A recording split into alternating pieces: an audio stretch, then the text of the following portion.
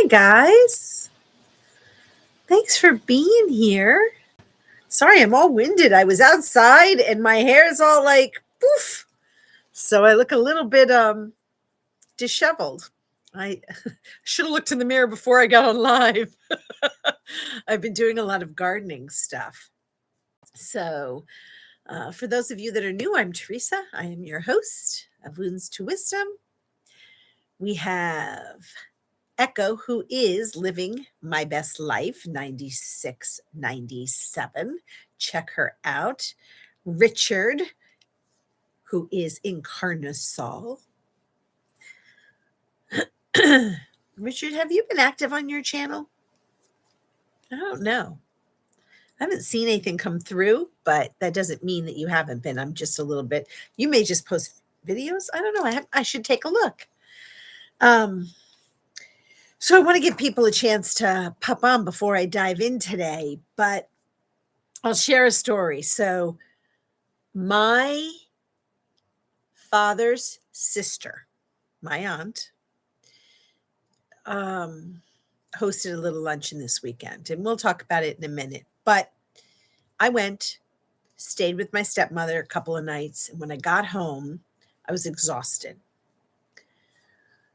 I was cooking the dogs food. I make their food for them. And I had turned it off. And before I went upstairs, I was gabbing with a girlfriend on the phone. I thought, well, let me heat it up. It's, I went upstairs. I'm gabbing and I'm smelling something. I don't know how long I was gabbing, so I should probably look at that, but it doesn't matter. My whole kitchen was filled with smoke. I had put my plastic cutting board on the burner, and I turned on the wrong burner. So now my house smells like plastic.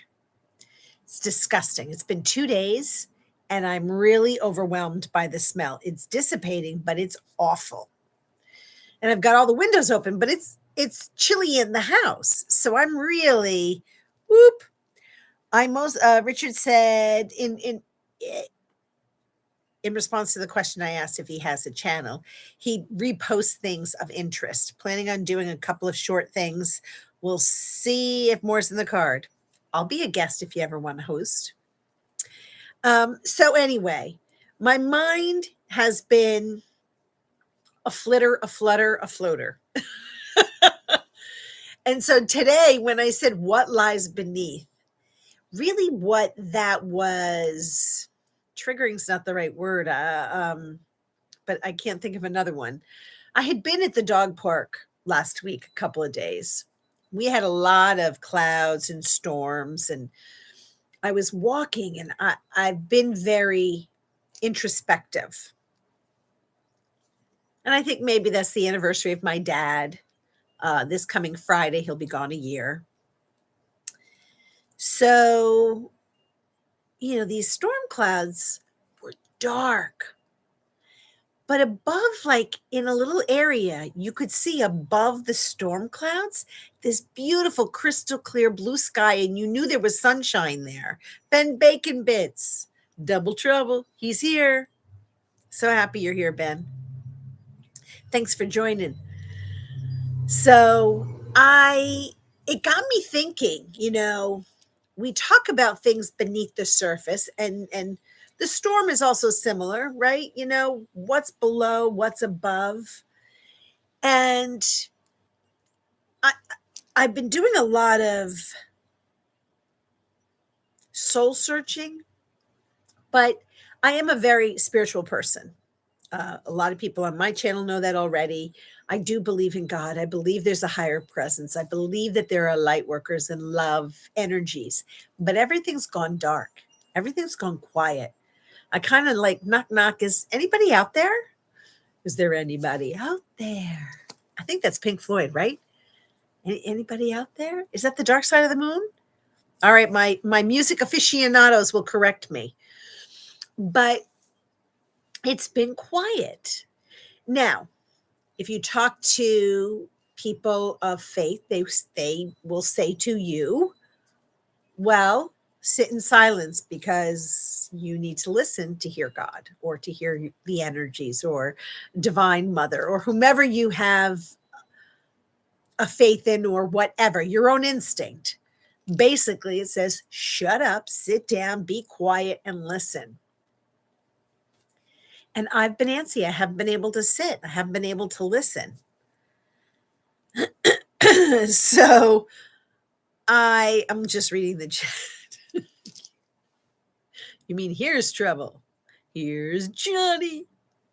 Dark side is actually, is there anybody in there? Okay, well, see, I can make up lyrics to anything, Richard. I may think I've got them.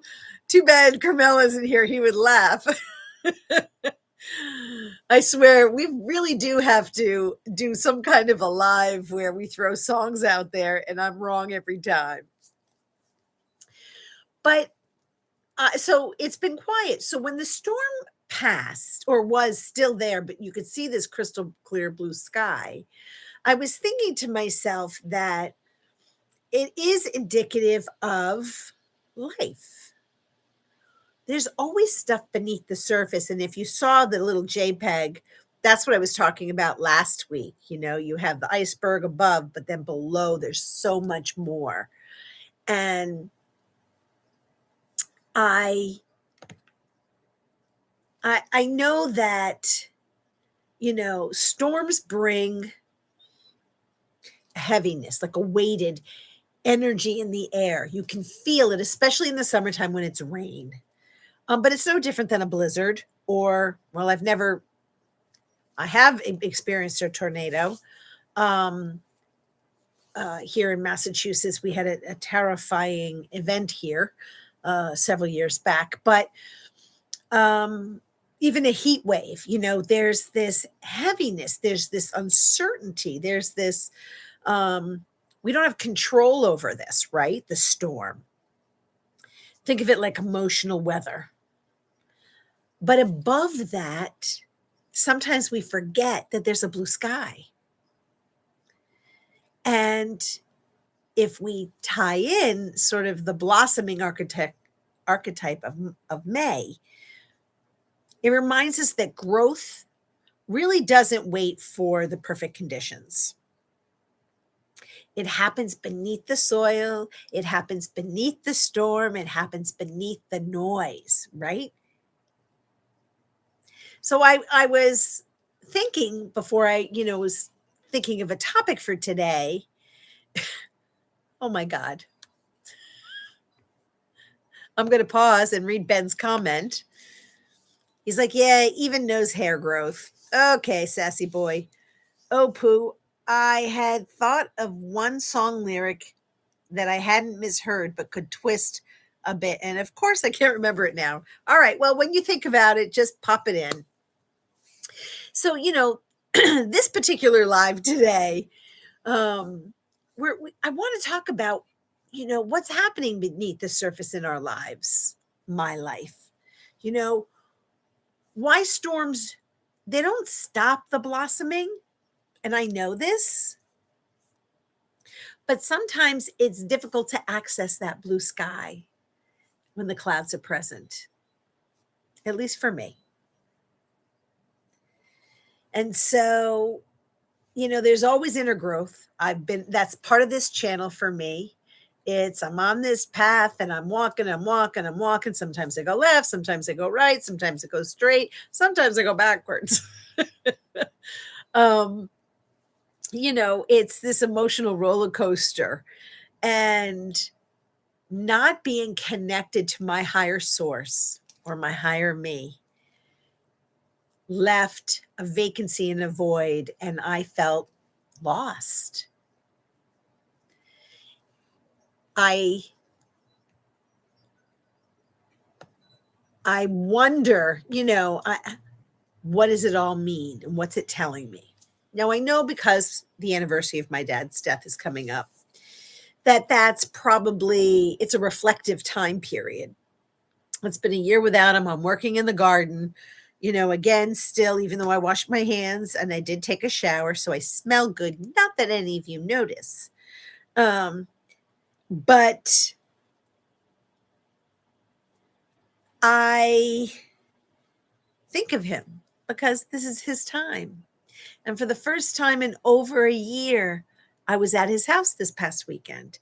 And it was harder than I thought because I walked through and I'm like, you're not here. Oh, I didn't think I would get emotional. But he's not there. And we know this. We know that when someone passes on, at least for me, I don't want them here. I do want him to go. I want my father to go and have the best life ever. I know there's more that comes after it. I smell like plastic. Oh my God, Richard, I really do smell like plastic. Everything smells like plastic.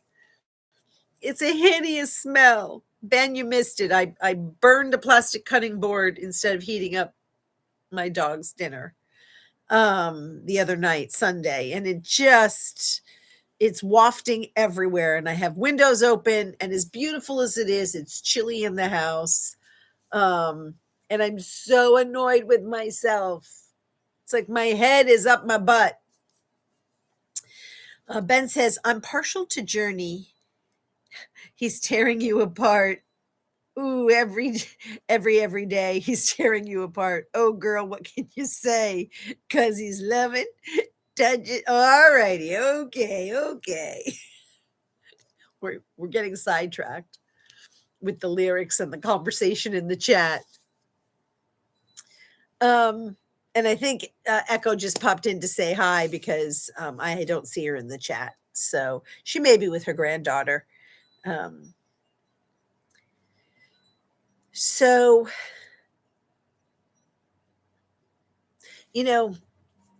I'm a visual person. We talk about this. Oh, she's here. Hello. I figured maybe you were with your granddaughter. I didn't hear you in the chat. So, you've done worse, Ben? Oh, I'm telling you, the worst thing in the world is when and I was so aware. I'm going to heat the dog's food. I'm going to go gab with my girlfriend, tell her about my weekend. And do you know not one fire alarm went off? Not one. That kitchen was filled with smoke. So I don't know if it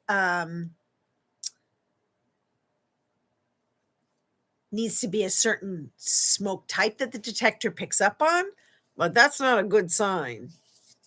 Anyway, I digress. I got off topic. So for me as a visual person, I imagine just standing in a field, right? And so above me, which was literally what was happening, I was at the dog park. It was just me and the two puppers. The storm clouds, they churn up in the sky. They're really dark and heavy. They were gray. They looked angry. And they had been raining. So I was in between storms and I could feel, I don't know if anybody can ever feel the rain, and I don't know if you can ever see the rain in the distance. But then you see this parting. There was this small, like pizza slice of soft blue sky that appeared. And I thought, well, there's always something above. And even if you think about, there's always something above the blue sky, because at night you see all the heavens, right? You see the stars that are just further beyond anything that we can imagine. Well, you all may be able to imagine. It's beyond what I can imagine. There are layers. And so why wouldn't there be layers in my spiritual growth, in my emotional growth?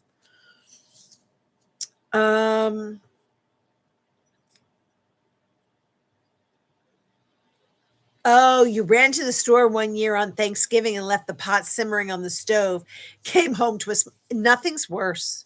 Yeah, Ben, pizza does sound good. As I was saying, a pizza pie slice in the sky. I was thinking, what am I having for dinner? I wouldn't mind sky lasagna. Well, you would have liked being with me this weekend because my auntie made lasagna. I had menegot, but she did make lasagna. Ooh, maybe a cannoli. Well, Ben, we had cheesecake for dessert made by my stepmother, and my uncle's wife made a 4-layer chocolate cake. I ate the 4-layer chocolate cake. Shh, don't tell my cardiologist. That is amore.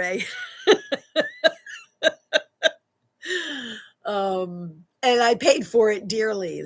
I only had a small piece.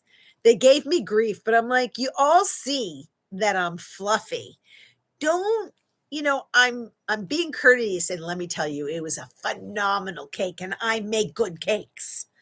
So if I'm telling you it's a good cake, it's a good cake. It was moist, and every layer had this beautiful chocolate fluffy frosting. Oh, stop. I got to stop. I got to stop. I got to move on off of food and back to evolution. you know?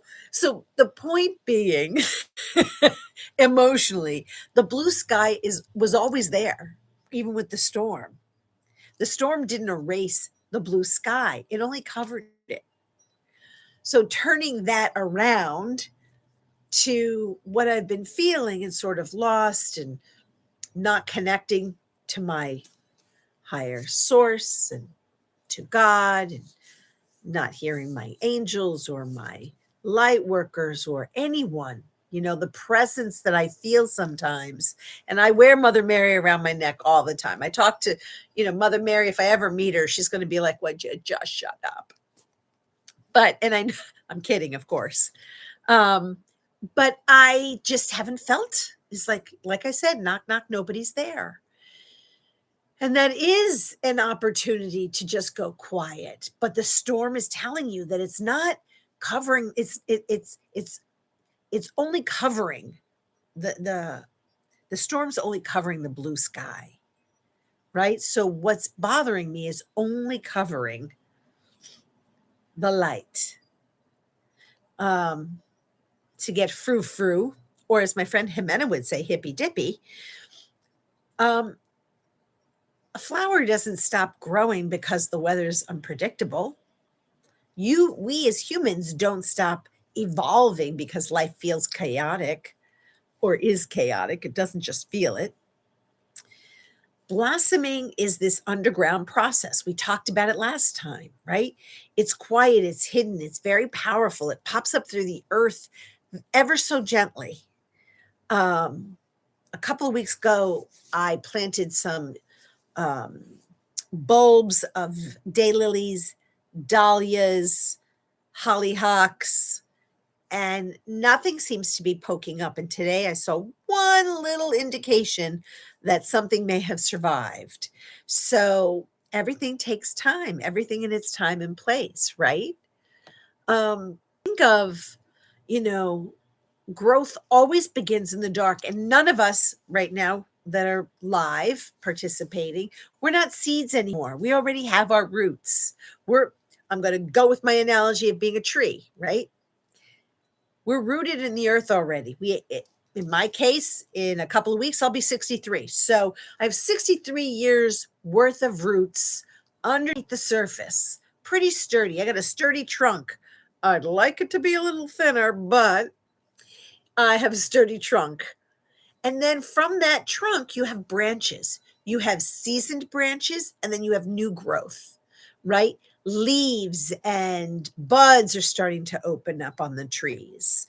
You have strong branches. You have some cracked ones. You have some dead ones, right? So if you think about it, a root forms before the petals appear. Blossoming requires pressure. It requires darkness. It requires nourishment. And I think we forget that. And I know I do. And I forget being, that the quiet doesn't mean, well, that God's not listening. And intellectually, I know that. Sometimes emotionally, I'd like a little hello. So when I was out in the dog park and I saw the storm clouds, this is coming around to a story. I looked up, and in this tree, it's probably a Cooper hawk, but it looked like a more regal bird, literally perched high above the park in a dead tree. I literally turned around and I said, "Oh my God, are you listening? Is that you, God? It's me." And anyone that knows it's me, Margaret, I was like, "It's me. It's Teresa. I'm here. Where have you been?"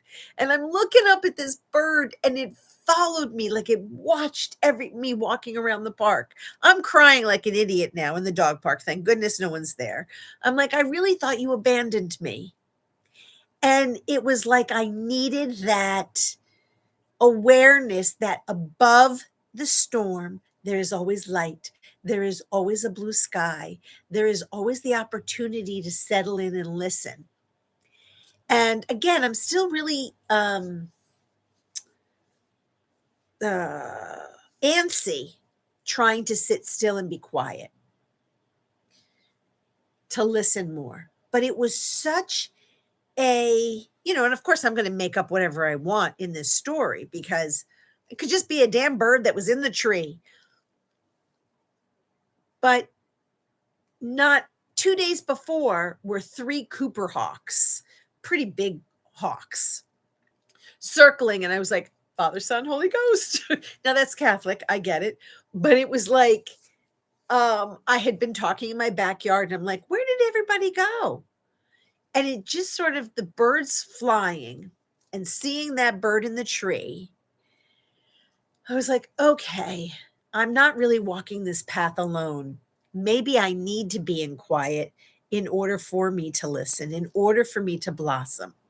You know, where is it that I'm growing, but I can't even see the results yet, right? Growth is often invisible before it becomes visible, undeniable, in my case. Um, and clouds are temporary, storms are temporary. Everything that interferes isn't the right word. Intersects, I'm not sure that's the right word either. Anything that comes into contact with the blue sky, which is a constant, is temporary.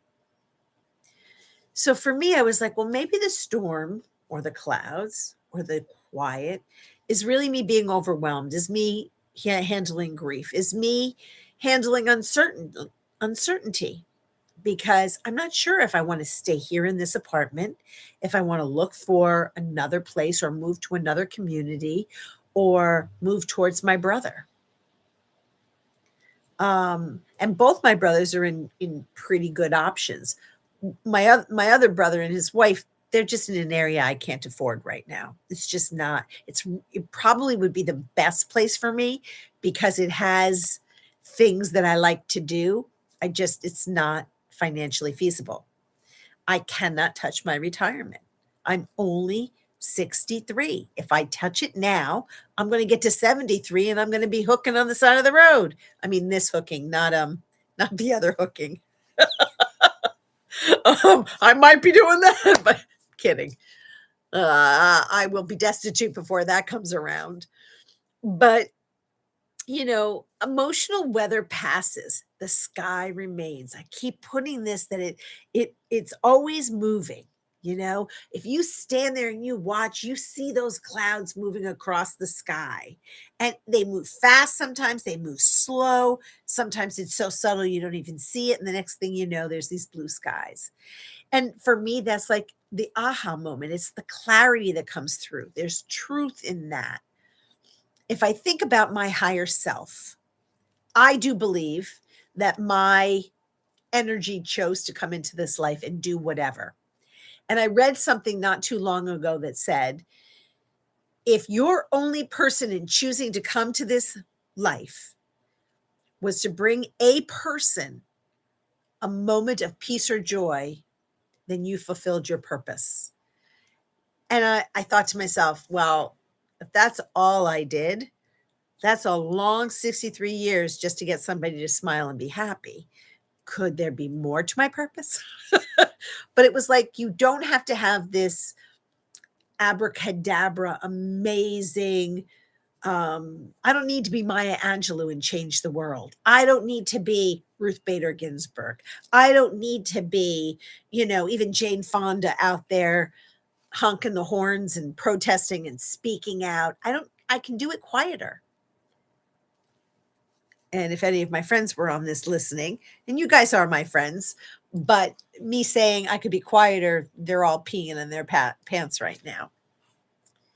And obviously, you all would know that because I'm talking the whole time here. And so, yes, it's chatty Cathy time. So I think that, this thinking about wellness and health and integrating that with the spiritual journey of wellness. One of the things Echo does really well, and she talks about, we were not perfect. We made mistakes and our lives took us down certain paths, but at some point you got to choose to put on your big girl or big boy pants, right? You exercise, you eat right, you do whatever you have to do to take care of your body so that your mind becomes clearer and healthier, and your purpose starts to unwind and unravel. Part of what, at least I admire on Echo's channel, Living My Best Life, is multiple things that she does. She has trivia.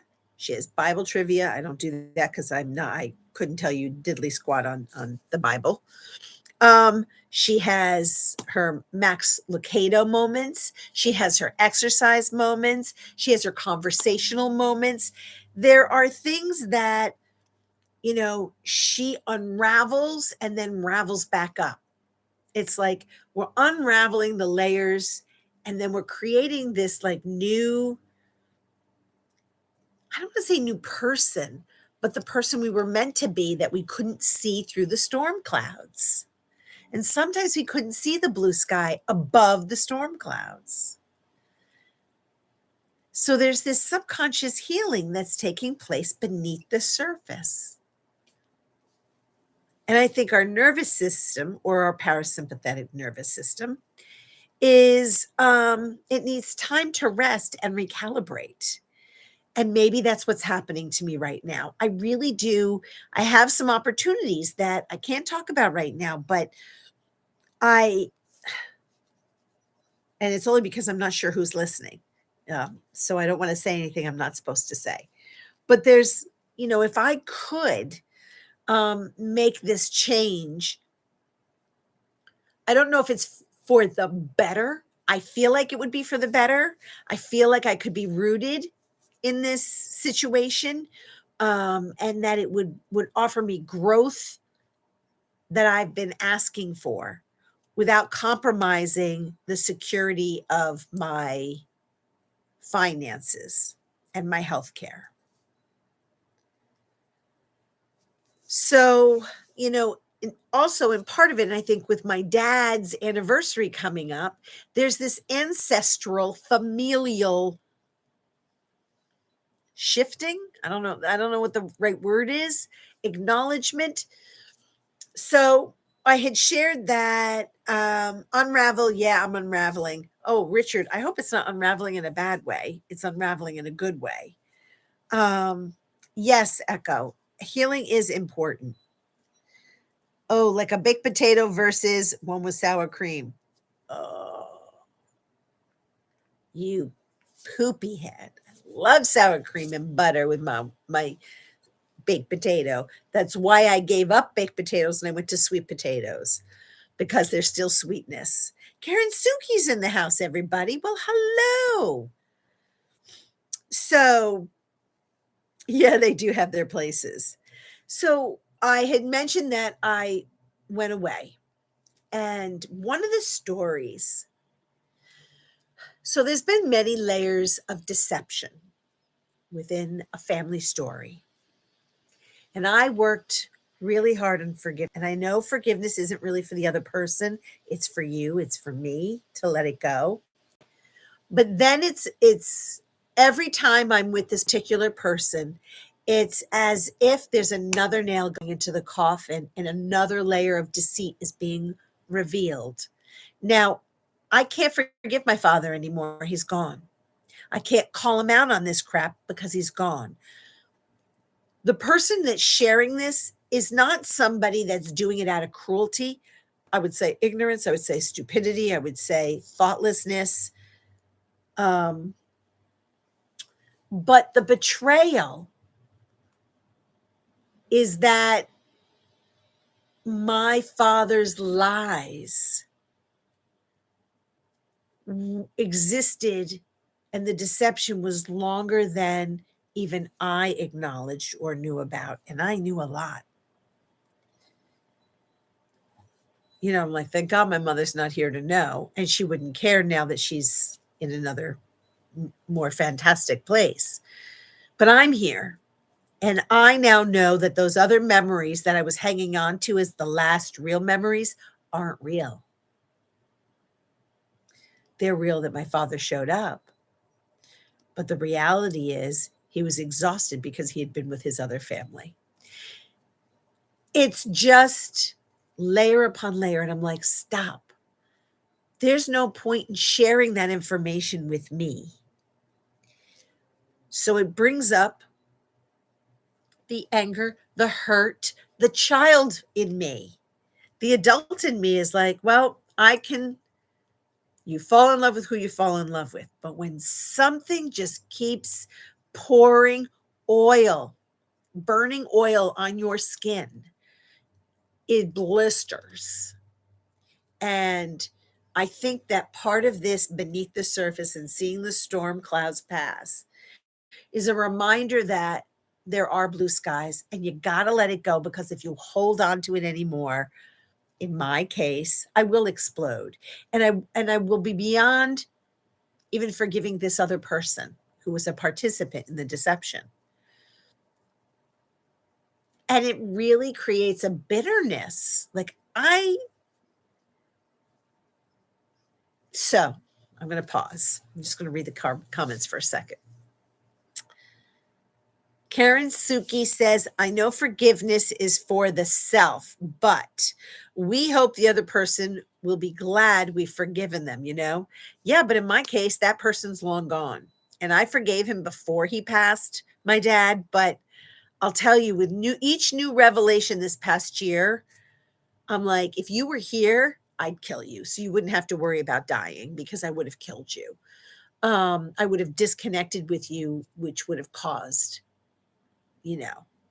a crushed heart. I was so angry.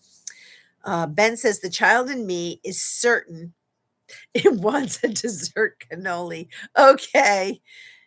Oh, ice cream for dinner. Okay. All right. So we're lightening up the load.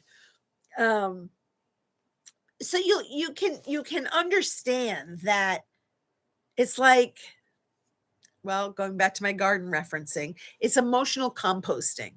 Eventually it breaks down and it becomes something good for the earth. But it's hard. It's very difficult.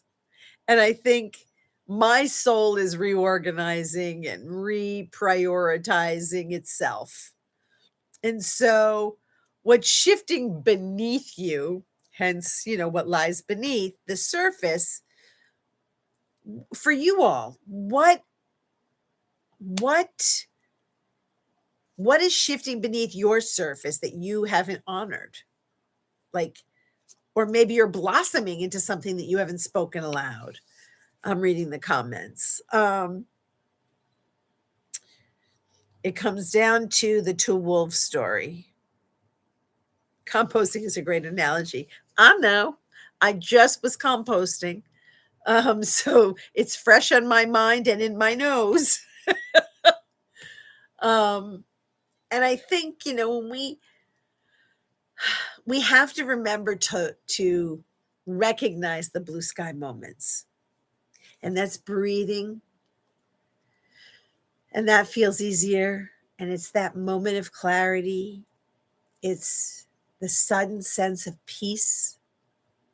It's a spark of inspiration, right? And I'm really looking forward to that.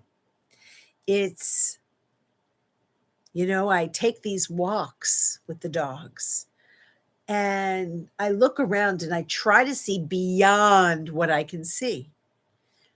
I try to feel what I can feel beyond just the wounded child. and then the wounded girl, and then the wounded woman, and the wounded daughter, the wounded self. Because I don't want to live there. That's not my purpose, is to live in the wound. Ben says, I am shocked how much identity work has been paying off with the empath thing. Yep. But we are in a season of global conflict. Oy vey, schmier gewalt, you're not kidding. And specifically now, supposedly, it's supposed to be a time of seeing things that are hidden, even if they are poopy things about ourselves. And Ben, that's so true. And I'm not perfect. So that's the other thing, is I have to acknowledge that I am guilty, is the wrong word, but I'm guilty. I'm not perfect. I know I'm not perfect. I have not made people's lives easy. As a child, as an adult, I call things out when I see it, because it hurts. And so, a little kid, I've got a boo-boo, I got a boo-boo. I got a boo-boo. Somebody pay attention to my boo-boo. Put a Band-Aid on it, clean it, whatever it is. And as an adult, you can't just go, I have a boo-boo, because you've hurt me my whole life. You may have loved me, but did you? And I don't want to go there, because that person is no longer here to say, of course I loved you. So I choose to believe that I was loved, period. If I die and go to the next iteration and find out, oops, surprise, the joke's on you, it doesn't matter.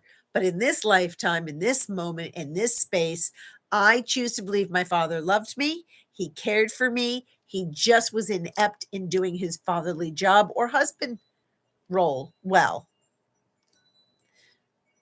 And that was his life lesson, right? But I forgave him long before he died. And when he died, it was okay for me, because I wasn't holding anything back. And then the freaking stories came, and I wanted to go, please, everybody shut up. I don't need to know that pre this date, he was already cheating on everybody in his life. I don't need to know. It doesn't serve a purpose. Don't tell me now, because it's only reopening all those wounds that we just bandaged.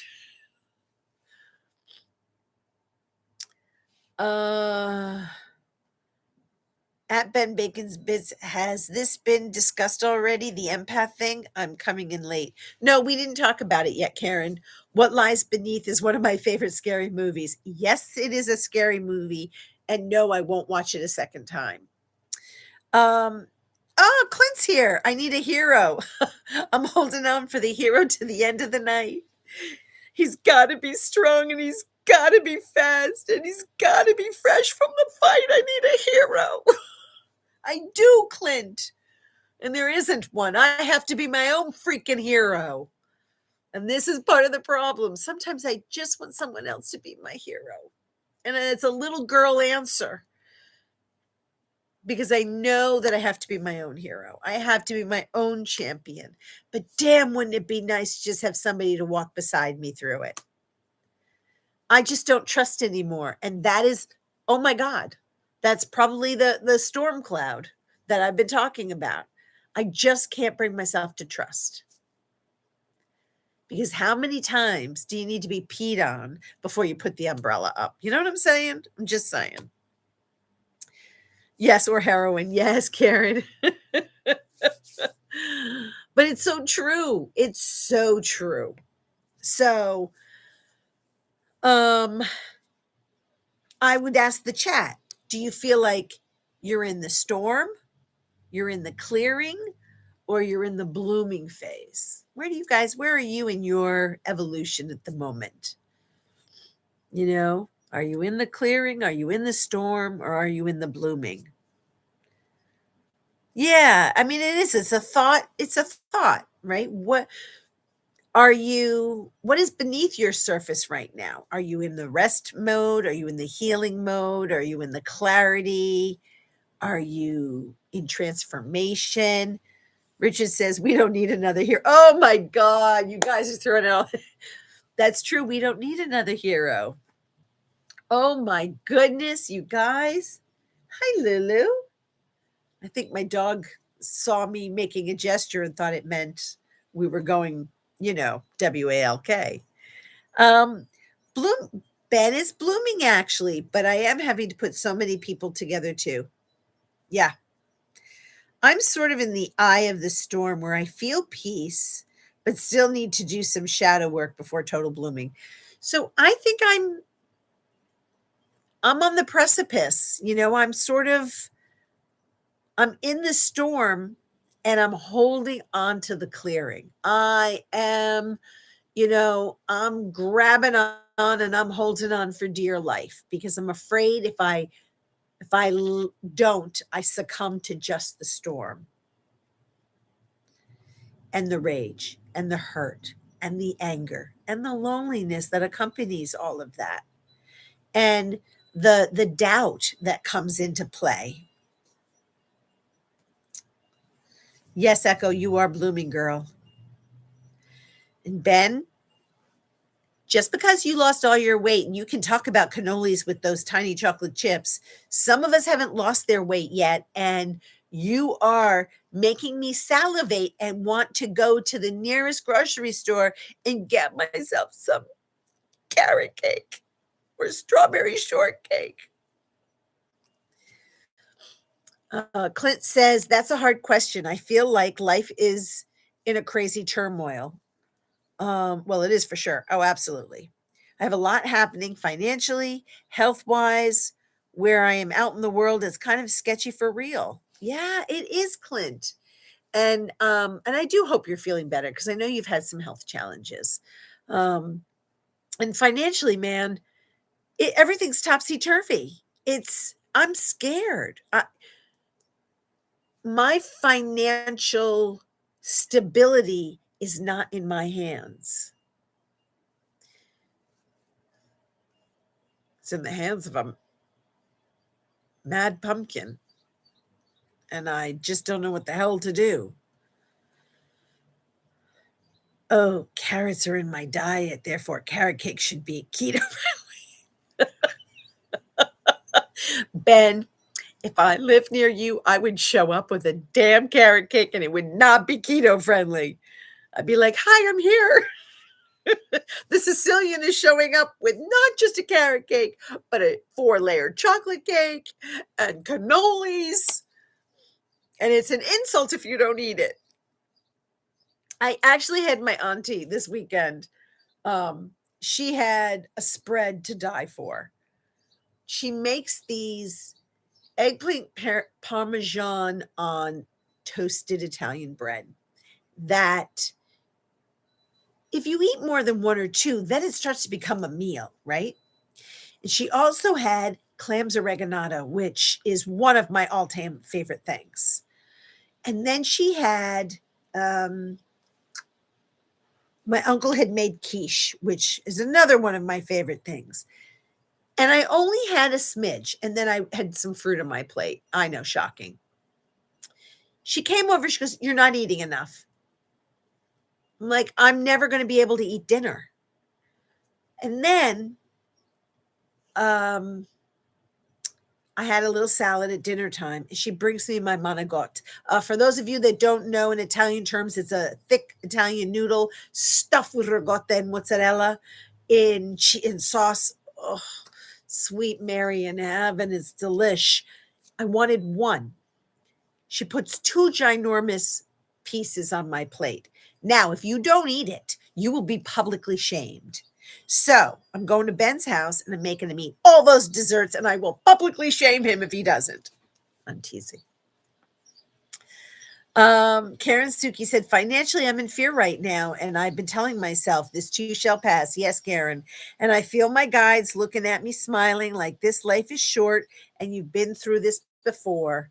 Wow. See, you're feeling your guides. And that's so you missed it earlier. Is I kind of feel like everybody's gone quiet. Clint says, I miss my great Grammy's 7-layered chocolate cake with sour cream coconut icing. Oh my God. Yeah, I can do without the coconut, but the rest of that, Clint, I could bathe in a chocolate cake. I'm just saying.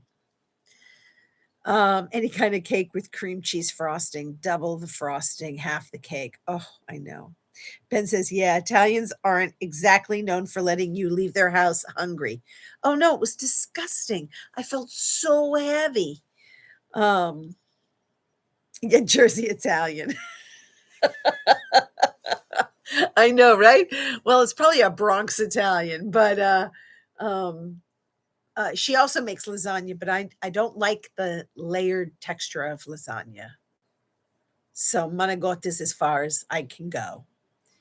And originally, um, when she was passing out the clams de reganata, I really wanted to wait until I had my meal. And if there were extra clams, I'd eat them later.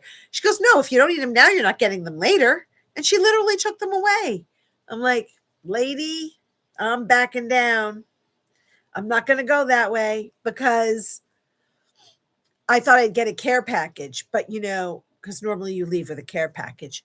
I opted not to take home anything anyway. I was forced to take a piece of cheesecake and chocolate cake. Um, I ate a quarter of the chocolate cake and decided I threw it out because I really am trying very hard to be better. And I didn't eat the cheesecake. I took a bite, but out of respect for my stepmother making it. But no, I can't. It's if I start putting all that sweetness back into my diet, then, even as a hypnotherapist, when you tell yourself, nope, I'm not attracted to that. I don't want that. Every hypnotherapist will tell you you have a choice. And the second that you cross over, you now have to retell your brain, no, I don't want this. I don't want this. It's like you're making it harder for yourself.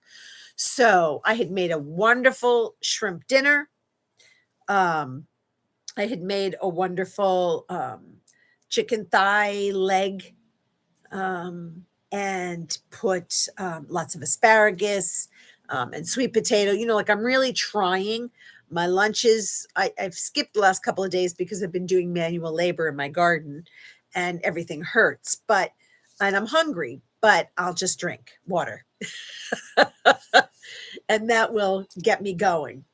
But the garden is really what's bringing me connection to myself, to the blossoming, to the forgiveness. It's the storm cloud is really about releasing that which does not serve me anymore.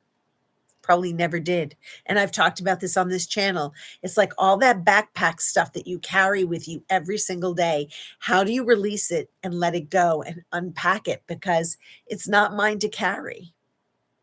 My family stuff is not mine to carry.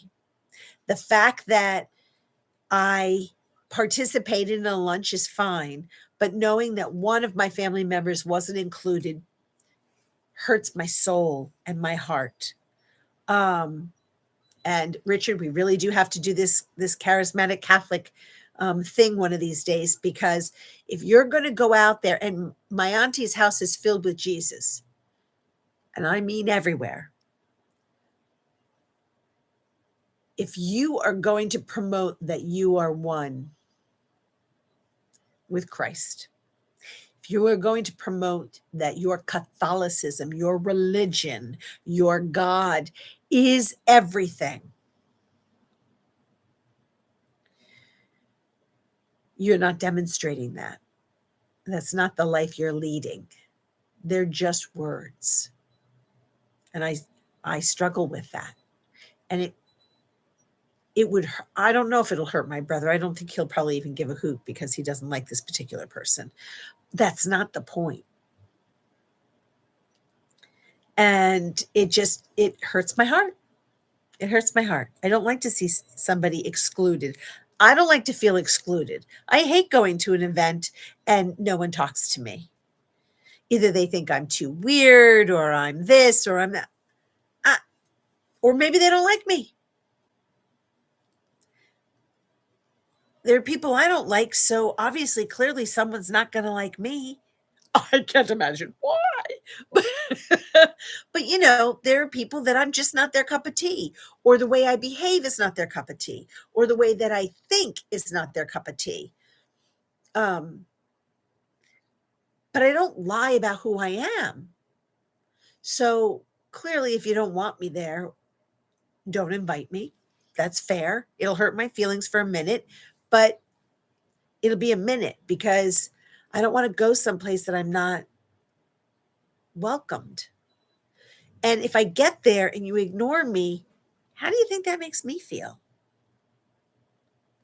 I mean, I'm planning my senior care and, I have two scenarios. I win the lottery and I get to create this whole environment of wonderful community of people who don't have other people to take care of them. And that I'm somewhere, being cared for people that don't really care about who I am. I don't want either of those scenarios. Well, I don't want that scenario for sure. So I focus on putting myself in the best place. But there's nobody that in my life today that would take care of me if I needed it. And yes, it's true. Because of my trust issues, I have built the parameters around me or the perimeter around me that says, you're not going to break through this moat that I've created. I don't mind waving hello, but to open the door and let you in, there's no storming my castle anymore because I will break. I've been through enough. Karen says, I am not big. Oh, okay. My great aunt Mildred used to make a chocolate cream cheesecake with coconut on the bottom, and the coconut would turn more to candy. Shrimp is my kind of dinner. Asparagus, sweet potato, yum. I know. I'm having leftovers.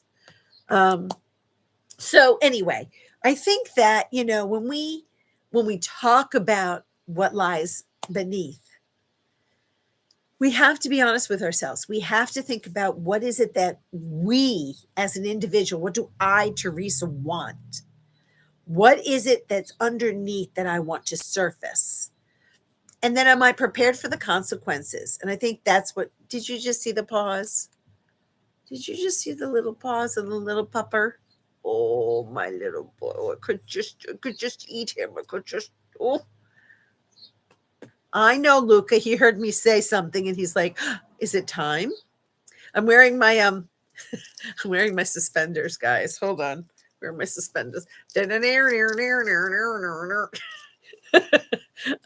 was out in the garden and I was wearing my suspenders, and I was doing a lot of grunting because I can't lift some of these heavy pots that I have filled with soil.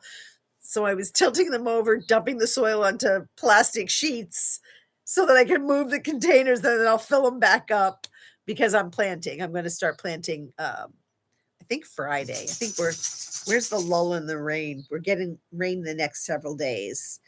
Tomorrow, Marley has to go to the vet for her checkup. So I know, Lulu, I'm coming. You just got to be patient, pupper. Couple of minutes.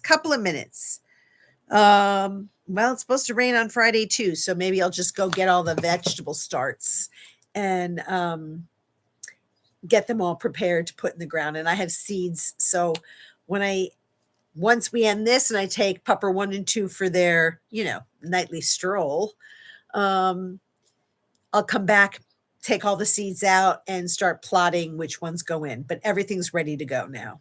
I washed all the furniture. I call it a chuppah. For those of you that don't know, in Yiddish, it's just really like a little tent. It's a 10 by 10 that you could barbecue under, but I have my little patio furniture underneath it because I'm a delicate creature. And even though I am very white, I don't want to get burned. So I I'm crazy, I know. So everything got washed today. Everything's drying. I changed the tent part because it got destroyed over the winter. Did it all by myself. Okay, it's not there. It's coming. Um, and now it's just time to get everything in the ground because I will be leaving for most of June, the end of May into June. Um, I'm helping my brother and a friend of his who's going through a stem cell transplant. And so I'm going to be dog sitting in the Catskill Mountains. So for 5 days, then I come home for a couple of days. I leave the dogs at their destination because they are not good travelers. When I see the vet tomorrow, I'm looking for drugs for those two because they do not do driving well. So I'm going to go do that. So I got to get the seeds in the ground by next week or there'll be no garden. And I have to just hope that there is a lot of rain in our forecast. I can't set up a drip system. There's a limit to my putting things together and making it work. So just not going to do it. But I do have a lot of clay pots that I have put in the earth with lids. Fill them up with water, soak the soil first, cover it, fill it up with some more water, and hopefully that will at least carry it for several days. If it gets really bad, I'll ask a neighbor to water for me. But I think for most of June they'll be okay. But so I'll be back and forth. Yes, my channel will still be happening, but it'll be in a different location, at least one day a week. And while I'm there, I'll probably give you a tour because my brother has done incredible rock work, rock walls. And I think I had shared that he had built this, I call it a moon gate, but maybe it's called something else. And it's all free form, all his own two hands and no mortar. So I'm just really proud. And I think it's very beautiful. Plus it may be my retirement home someday. I keep threatening him that like your sister's moving in. I'm like, we could put a tiny house on your property. I don't need a big space. I mean, house. I need space for my gardens and my dogs, but I don't need a big house. Let me see. The more animal videos I watch, the more I like dogs. Wow. Ben says, oh, well, that's what you get for moving that much pot. Yes, Ben. Karen said, what worked well for me and my tomatoes is a big pot above ground. Yep. Easy for me to fill without digging. Yep. With holes at the bottom. That's what I do. I actually use cinder blocks. And in each hole of the cinder block, I put a tomato plant. And then I put stakes and I create a canopy so that they can grow up and over. I was very successful last year doing that. Yes, the dog is bouncing off the walls. Karen says, my sister and her boy are going to huge garden place this afternoon to get their tomato plants. I know. I love doing that. It's so much fun. Anyway, guys, so I will see you. It's almost 6, a minute to go. So thank you so much for being here. Thank you for listening to my journey. I hope that whatever's beneath your surface, you give voice to. And may you be blessed by a lot of love, puppy love. And if you don't have any puppy love, my puppies send love. Oh, my little chunkamunka. He and his mama really need to be on a diet. No cannolis. So I send you all with so much love and light and healing and compassion, friendship, community, laughter sprinkled with a lot of giggles. So until Thursday, may you be truly blessed. I cannot wait to see you. And thank you so very much for being here. Mwah!